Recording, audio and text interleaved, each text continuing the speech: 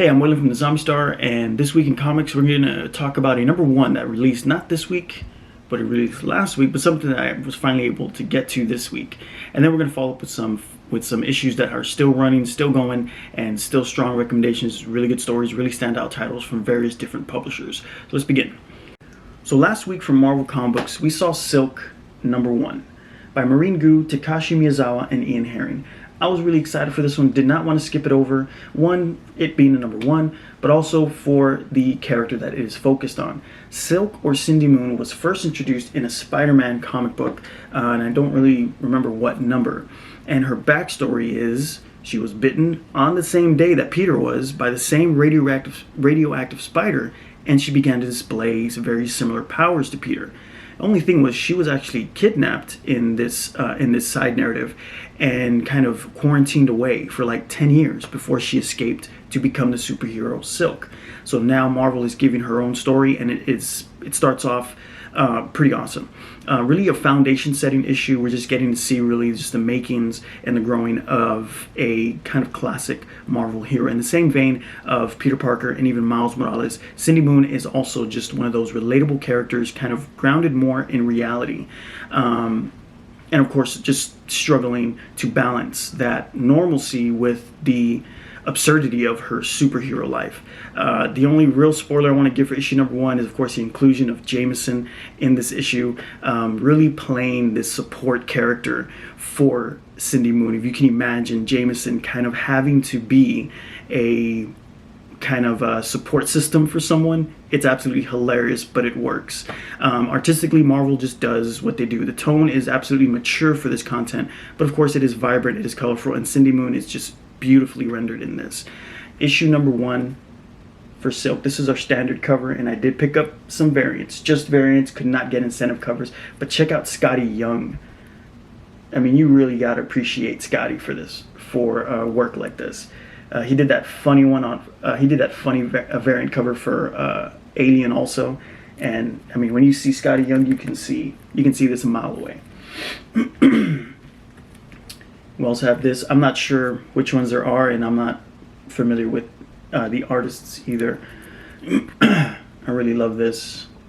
Was chasing down my Peach Momoko, but actually I was able to get a very special form of Peach Momoko's Silk number one, but that's going to be for another video when it arrives.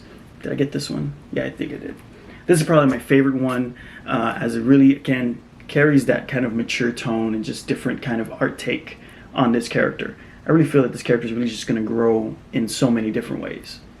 To see a team up between Peter Parker and Miles Morales and Cindy Moon would be absolutely amazing. But that was our only number one that we're going to be talking about this week for Silk. Really awesome read from Marvel. If you guys want to get into a new story or a new hero, or kind of start from kind of square one with an issue, Silk was released last week, and it's a really fun read. This week from Dark Horse Comic Books, we saw the release of Dead Dog's Bite, Chapter 2, written and illustrated by Tyler Boss. Issue 1 introduced us to Jo, who is desperately seeking answers to her friend's mysterious disappearance in the small town of Pendermills. If you like detective stories, with that newer feel to it, Dead Dog's Bite is really going to be for you. The story is really just loving taking the reader through this kind of extended, mysterious, very unsettling series of events, where I feel the small town of Pendermills is really the mechanic that's driving this narrative. A town where nothing is ever as it seems, and every character that it introduces is highly questionable. In Chapter 2, the story is now really playing with the reader in the sense that, is Jo really unveiling some of these unsettling truths about Pendermills, or has the trauma of her missing friend begun to take a toll on her mental health? And I love how the story is just playing with this on those levels. Artistically, what Boss is doing here is he's taking kind of rather seemingly mundane color palettes and kind of playing with them with these scenes, in the sense that you can be reading a panel where characters are just having this mundane coffee shop conversation.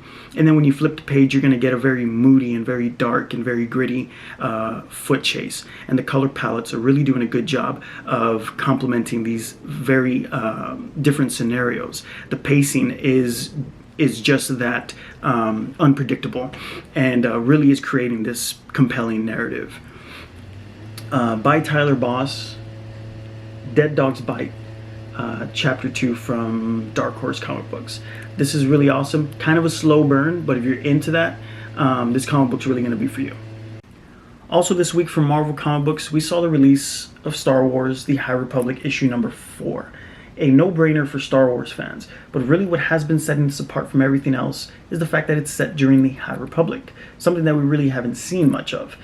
And this is a very interesting time period because it's really a time where Jedis were really everywhere and were unified under the Republic and had their Jedi Council intact. Narratively, it does a good job of really setting this tone and really informing the reader that this is a time period that's set well away from anything that we know from the original Star Wars movies, in the sense that it's way before.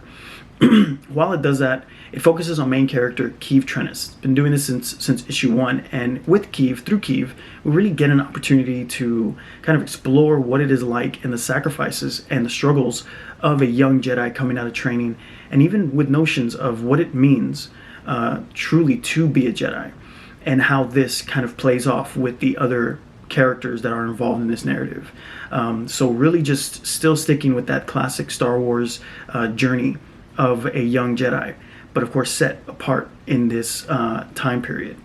Another thing to note about the High Republic, and what I love what Marvel and writers are doing here, is that this time period has been so unexplored. There's really so much that they can do that will not tie itself to anything that's already established. So to kind of wonder and just kind of imagine where this can go is pretty exciting, and how far they want to take it, and in different ways that it can branch off.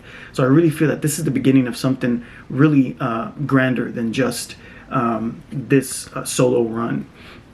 Artistically, I feel it stays true to just this long beloved sci-fi fantasy that is Star Wars. You got lightsaber fights, action sequences, creature models, character pieces are all just beautifully drawn and just appropriately done for the content that is Star Wars.